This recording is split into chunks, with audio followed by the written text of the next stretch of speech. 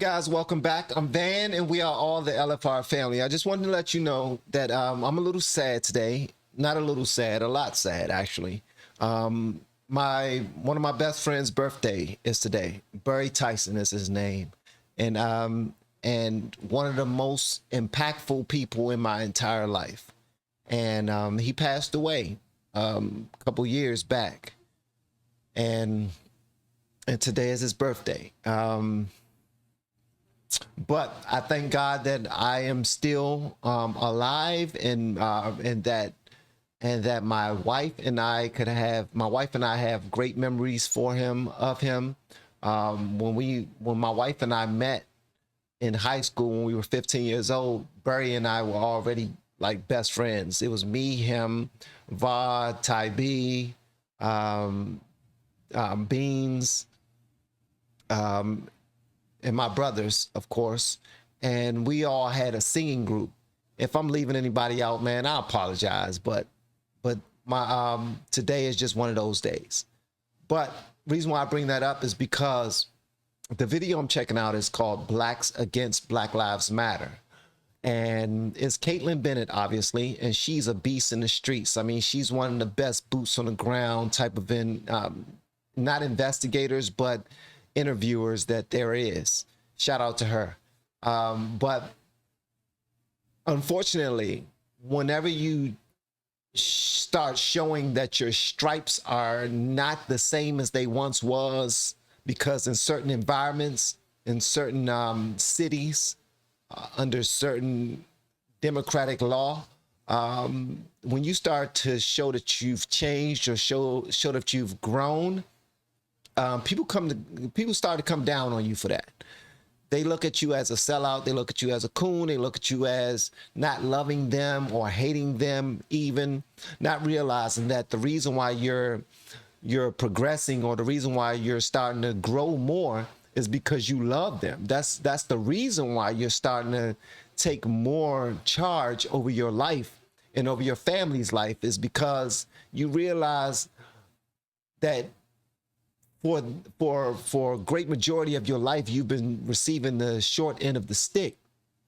And what we're about to see now in this video is Black people who are against the new beloved freedom fighters that represent Black people in urban cities and urban communities.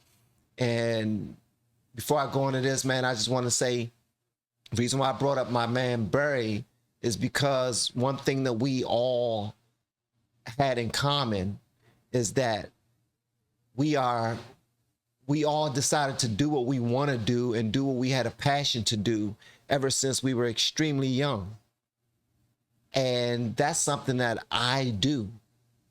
What I do on this channel is something that I believe in, I'm extremely passionate about, and I'm doing exactly what I want to do in life. And I'm very happy. And when this day comes up of his birthday, you know, I start to remember a lot of times that we've had together where he was clowning me or clowning my wife before she became my wife. He used to joke on her a lot of times in high school and everything. He got me in trouble. The first time my wife slapped the hell out of me was at my locker, when I was trying to talk to another girl in the 10th grade, and my man Barry ran to my new girlfriend, which was my wife now, and told her that I was talking to a girl at my locker. I was talking to Aisha. I forgot her last name. Light-skinned, red bone young lady. Red Bones was in back in the day. And my wife came over to the locker, and she served me some justice. But I was a little hood boy, and I reacted in a way that I regret. But we're about to move on and check this out right here. I walked away from the Democratic Party because the socialists have taken over. Black Lives Matter is a Marxist racist organization. If you're against white supremacy, you should be against black supremacy. You should be against black racists. You should be supporting equality for all people regardless of color, and that's why I'm a Republican. I noticed you're not white. right? I'm a black Trump supporter. I was told those do not exist, and if they do, they're getting paid. Definitely not getting paid. I'm out here because I love my country. I'm a capitalist. I support the military. And I'm a walk away. I was a national delegate twice for President Obama. Wow. I was a national delegate for Hillary Clinton out of Florida Congressional District 15. Wow. And I walked away from the Democratic Party because the socialists have taken over. I fought against Bernie Sanders in the primary when I was supporting Hillary Clinton. But now Bernie Sanders has completely taken over the Democratic Party. There's no place for me in the Democratic Party. If you're pro-life, if you're a capitalist, if you support the military and you believe in strong borders, there's not a place for you in the Democratic Party. Wow. So that's why I'm supporting President Trump and Christine Quinn. And I'm not getting paid not one dime. I'm out here out of... Bruh, you need to get paid, man. Need to get paid. And shout out to you. First of all, just want to say shout out to you. You're brave, big dog. And when I have on this hat right here that says Outwork Yesterday, because it's the color of a MAGA hat, some people look at me funny. Just because it's the color, it does not matter what's on the hat. Just because it's the color. But because I am a little different, I don't get approached in certain ways. And by a little different, I won't even go into it, but I'm just a little different. That's it. That's all you need to know. But shout out to you, big dog, for fighting a good fight. Love for my country, right? I'm out here out of love for the next generation because I want them to grow up in the same America that I grew up in, where you can be free, you can grow up to be anything you want. You know what? Capitalism has delivered more people out of poverty than any other economic system in the world. When you say that, it makes people feel like you forgot about them. You forgot about the poor people. You forgot about the people who are still living in poverty and still living in these urban communities, and they believe that it's blacks against whites. And at this point, honestly, there's a lot of black people that don't mind if the entire country was segregated, because they don't want to mix it in unless it's lucrative for them. Like, they want to sneak into it. It's like what gay was back in the day. Does that make any sense? Hopefully that resonates with someone. It's like what being gay was back in the day. You had to sneak and do it.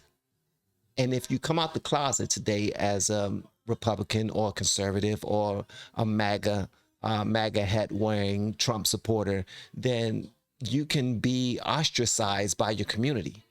And I know this for certain because I was extremely, extremely beloved in my community. But when people start to, spread the videos amongst the people who I grew up with, no love. No love. But the thing about me is I was all about my family at a very young age because of what we went through. I'm not going to go through the whole thing, but I do want to tell y'all this, that it doesn't bother me too much. It does bother others, but it don't bother me too much. So shout out to you for fighting a good fight, big dog. So don't tell me about socialism, because everybody's broke in socialist countries. You don't see Americans risking their life and limb to leave this beautiful country to go to some socialist country. They're leaving their countries because of the poverty, because of the crime, because of the corruption in government, to live in the land of the free and the home of the brave. And I'll give my life for this country. They really are. And a lot of people don't point that out. Like, so many people are here pissed off about being in America, pissed off about what we went through, pissed off about being slaves at one time, pissed off about racism being within the system that's been created in the country and whatnot, CRT. But at the end of the day, guys, no one is going to leave here. Like in other countries, when people get pissed off about how they've been treated in those other countries, they try to flee and they come here. That's why we're building walls, to try to keep their ass out until they do things the proper way. And they're paying taxes and they're contributing, and they won't get a piece of the pie that other people have been working hard for a great majority of the time they've been here. But Black Americans, African Americans, when they are pissed off at the country, we're not leaving. We just get louder and louder and louder and louder and louder and louder and louder.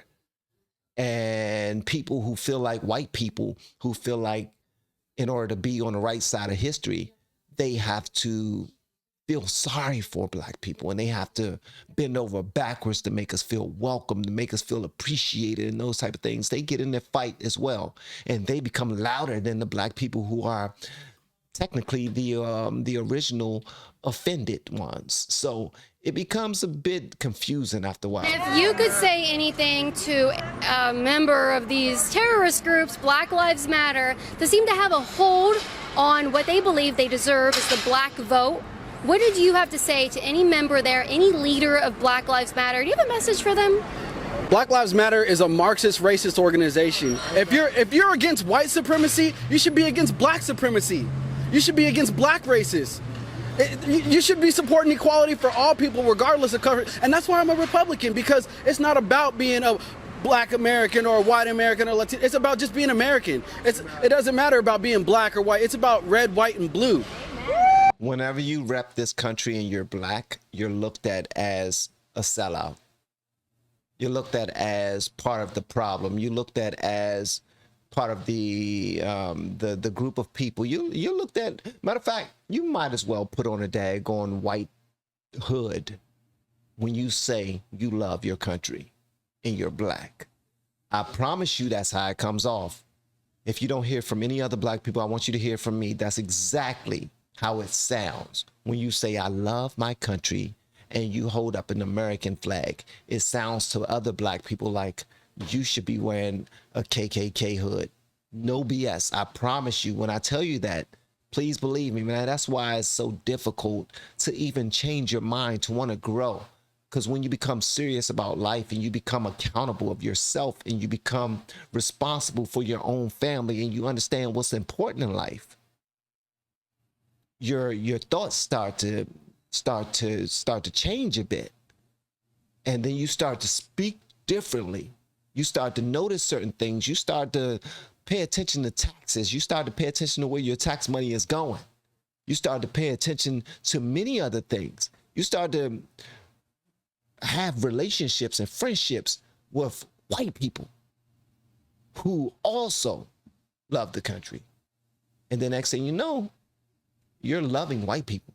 And then when that gets out, oh, you need to put on two hoods at that point. All right, we don't need to play the identity politics game in the Republican Party, because we all have the same kitchen table conversations about how do we get school choice, how do we get better schools, how do we get better jobs. We're all, regardless of color, we're all having the same kitchen table conversations about how we're going to plan for retirement, how we're going to put our kids through college, how we're going to make our community safe, and we're sure as hell not going to do it by defunding the police. All right, I want somebody to be there if somebody breaks into my house. I want to be able to support the men and women in law enforcement. I've got law enforcement in my family. We're a Back to Blue family. All right, I come from a military family. We support our military. We support our law enforcement. So that we all have those same kitchen table conversations, and that's what brings us together. It's not about race. It's about having the same kitchen table conversations that we all have. We all have the same. And sometimes when the only time you can start supporting in the urban community and the black community, the only time people start to really support the military is when one of their own join the military. If one of my family members don't join the military, I don't want nothing to do with it. But guess what? If I got 15 gay people in my family, and I know that, and some of them have transitioned to be the opposite sex that they was at birth, then automatically I have to take up for them. I have to be responsible for their decision making.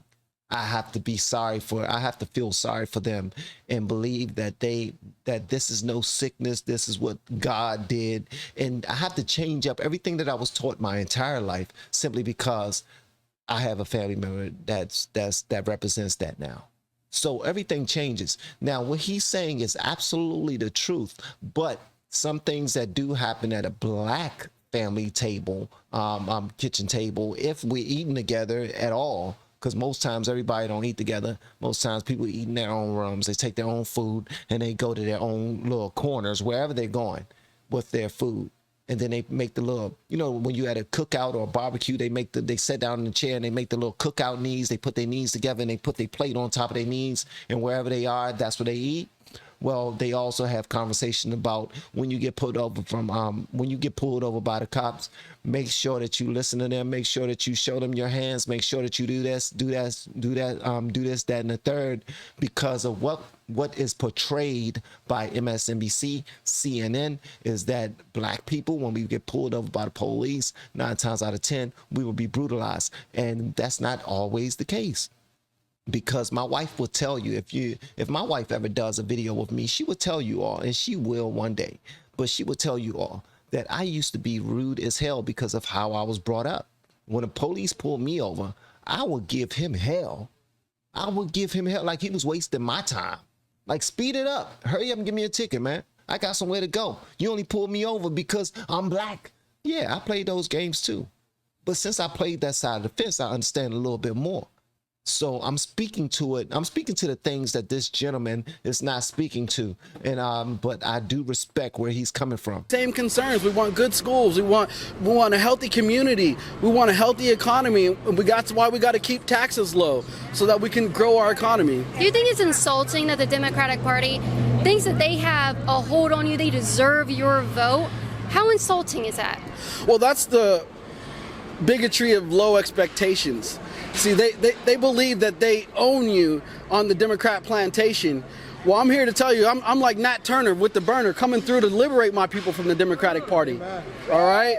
I'm coming to liberate my people from the Democratic plantation because it's a mentality of imprisonment in the 21st century.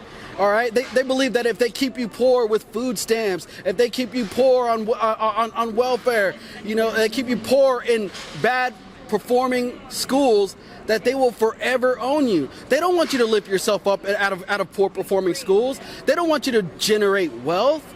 They want you to depend on government.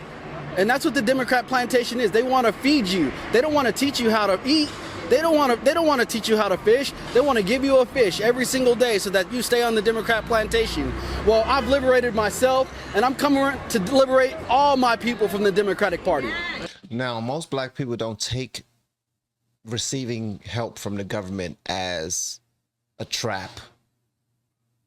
Most black people take that as, you care for me, you love me, unlike the other side.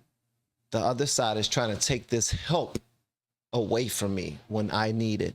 Thank you so much. I appreciate it because you understand how difficult it is, how hard it is in these neighborhoods, in these times.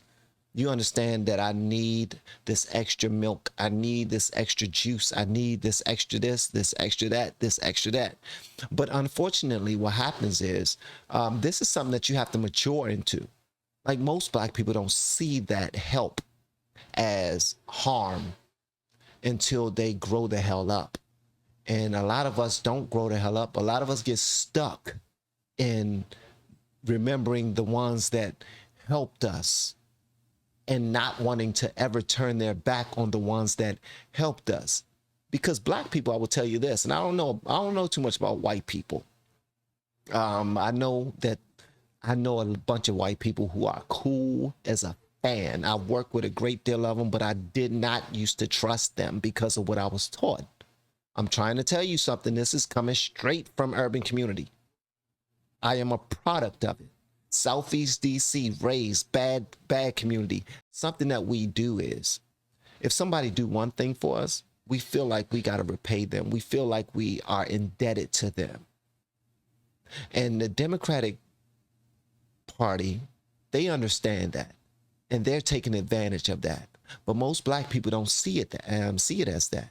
Most black people see it as, you're the only ones trying to help us out. Oh, student loans, you're going to pay for my student loans? Thank you so much. See, that's why I voted for Biden. See, that's why I love Biden, because if it wasn't for Biden, we wouldn't get help on our student loans. They don't realize the trap that they're being led into.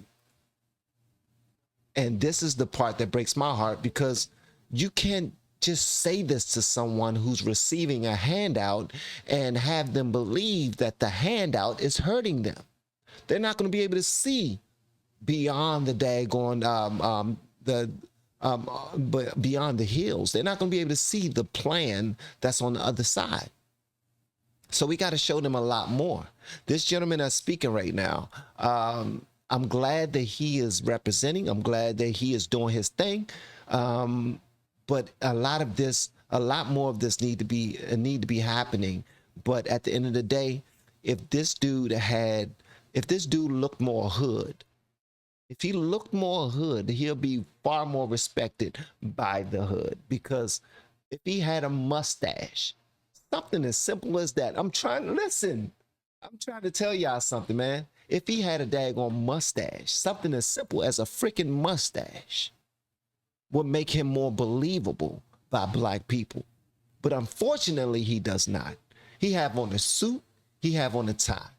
And because he has on a suit and a tie and that red hat that says, "Keep America Great," black people in urban communities will not listen to him. They do listen to people who look and sound like me to a certain extent, because the more that I start to agree with the right side, the less they start to listen to me. So this whole thing is a cycle that we need to break, because unfortunately, when you have good information to deliver to a group of people, the message is not as loud as the messenger. They will look you up. They will see what other things that you agree with. And no matter how good, how nourishing your information is, how much you're trying to protect them, they don't care. How much you clothe it in love, they don't care. If it looks like this gentleman right here, they're not listening to it. And that's unfortunate. With Christine Quinn. With my boss, Christine Quinn. Yes. This is my chief of staff, Lionel Washington. We met about 4 weeks ago, and he just saw me speak, and he's been a part of our team ever since. He is phenomenal. He is the glue that's going to bring this country together. It's us working together that's going to make our country free. We need to support President Trump. You need to support Christine Quinn, 14th District, Hillsborough County. We thank you for being out here today. Thank you for all you're doing. Thank you. 4 more years and support Christine Quinn for the win. Yes. Why do you support Donald Trump? As of now, I mean, as far as I've seen the efforts that he's done for the country for the past 3.5 years, close to 4, I've seen a lot of truths coming out of his mouth. A lot of phony baloney going along with, the Democratic Party. Yeah. Although I have a lot of friends that I respect of their ideals. So it's like very complicated going back and forth, throwing articles, throwing each other facts and evidence based on each candidate that has done in the past years, as for the for the presidency. So, yeah, I mean, I support him as a citizen of the United States. I support him based on my ideas that relate to him, and I guess, that's all I have. Okay. Why do you think other people should vote for him? If there's someone on the fence, what would you say to convince them to vote for Donald Trump? I would say try your best to do research and listen in to each and every person that will vote for him instead of, going by opinion or belief. Go by facts and evidence in order for you to justify your own, position of voting for President Trump. Now, that's not going to work, unfortunately, because when you say you need to go by facts, most people don't. Most people in urban communities, most, and this is absolutely the truth, and I'm not making this up. Most people in urban communities do not do a whole bunch of research into politics. They take what's given to them. What you tell me, that's what I believe. Because we feel like this is your job. Why would you tell me a lie? Same thing with police.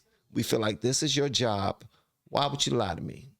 Why would you want to hurt us if this is your job? Unfortunately, when you say go by facts, nah, ain't happening. Ain't happening. That's like wishing on a star. I'm so serious. And then when you see people like this gentleman right here, he look like he's getting he has it together. He looks like he has it together, like he has opportunities, like he has He's doing well in life. And when you're doing well in life, it's like, you're not where we're from. You don't understand. You haven't gone through anything. So why should we listen to you? My whole reason of doing these reactions is to try to show another side. That's it. And also to try to reach the other side. The side that I'm representing, the side that I've come from, the side that I understand the most, that's the side that I want to feed this new information to so that they can understand. Because if they see someone that look like me, sound like me, have the background as me, then hopefully you will wake up. You will wake up, because there's a lot of information that you're passing over by simply not paying attention, because you think that, oh, they got it, they're gonna do it. I did my due diligence. I voted. Well, you voted before doing your homework. You voted before doing any research. And then after you voted, you didn't hold anyone accountable. You let people do exactly what they want to do. Did not hold them accountable. And then you want to blame the other side. No, you need to blame the people that you voted for. He's a very good president. He's very truthful and honest with his words. That's why he comes out really blunt. But he's a very good person. He's kind. I've seen him a lot of efforts he's done for the different cultures and the communities around America. So. What community do you belong to? What community I belong to? Like you Hispanic, well, I don't know what you are.